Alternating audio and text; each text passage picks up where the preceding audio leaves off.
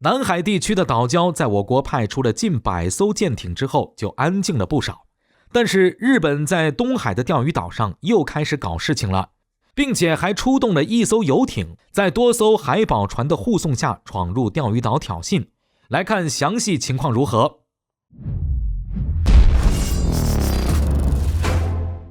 各位老铁大家好，欢迎收看本期迷彩虎，我是虎哥。前段时间菲律宾是在南沙岛礁上疯狂的搞事，让我国海警海军渔船齐出动，直接包围了这些岛礁，特别是中业岛。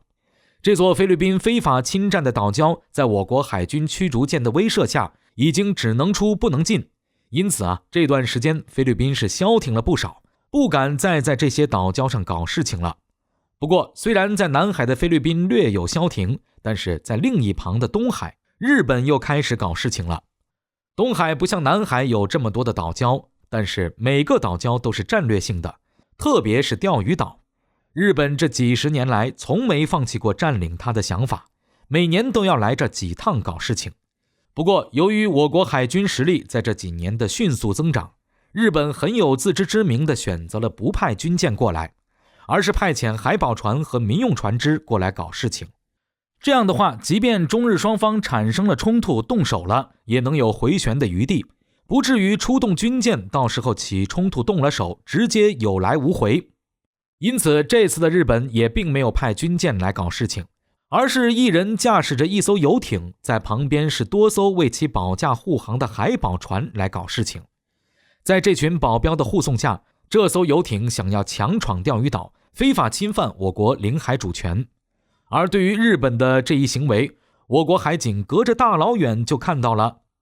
因此迅速出动了多艘舰艇应对。其中海警1301舰和1401舰在领海内维权执法，海警1102舰和海警1302舰在外海巡查，来看看是否还有其他侵权船只想要玩声东击西。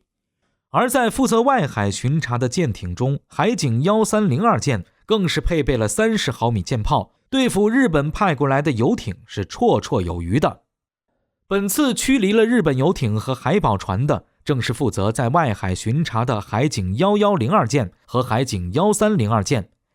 仅凭这2艘舰艇就实现了以少对多，成功捍卫了我国的领海主权，维护了国家利益，也是对日本侵犯我国领海的有力反制。但这对于我国来说也并不是什么值得骄傲的事情，因为我国对钓鱼岛的巡航配置一直以来都是4艘，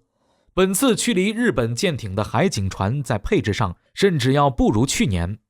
在去年年底，日本首相点名批评我国之后，海警派出的4艘海警船中有1艘2204舰，这艘海警船的吨位虽然只有2500吨，但是配备了1门76毫米舰炮，2门30毫米机炮，还搭载了直升机起降平台，火力在海警船中也能排进前列了。而在本次出动的海警船中，火力最强的也只是配备了30毫米舰炮的1302舰，在火力对比上甚至要不如日本海保船的配置。日本海保船的配置多为37毫米舰炮和20毫米机炮。那么在火力并不弱的情况下，日本又为什么会被我国海警成功驱离呢？自然是因为日本来这儿只是为了搞事情，挑衅一波就跑，不然的话也不会专门派出游艇过来了。虽然游艇在火力上可以说是为零，但同样有着我国海警船没有的一个特点，快。只要我国海警船一接近，日本的这艘游艇完全能一溜烟的就跑了，即便是没有成功进入钓鱼岛领海内，也能通过这种方式恶心一下人，并且日本政府在这时候又能有理由对我国发起抗议，说我国侵犯了日本自由航行的权利。所以对我国海警来说，真正有麻烦的还是日本的这艘游艇。打吧，人家是民用船；不打吧，人家是奔着钓鱼岛来的。因此必须在第一时间在外海就将其拦截住。如果已经拦截警告了，这艘游艇还不听劝，那我国就有理由动手了。当然，日本的这艘游艇也是不得不跑，虽然在火力上身为保镖的海保船是并不弱，但谁也不敢开火，一旦开火就是另一种性质了。到时候迎接这些海保船的将会是中国海军的战舰了。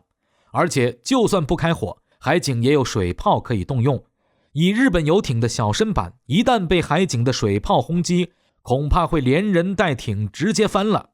为了自己性命安全，这艘游艇还是见好就收。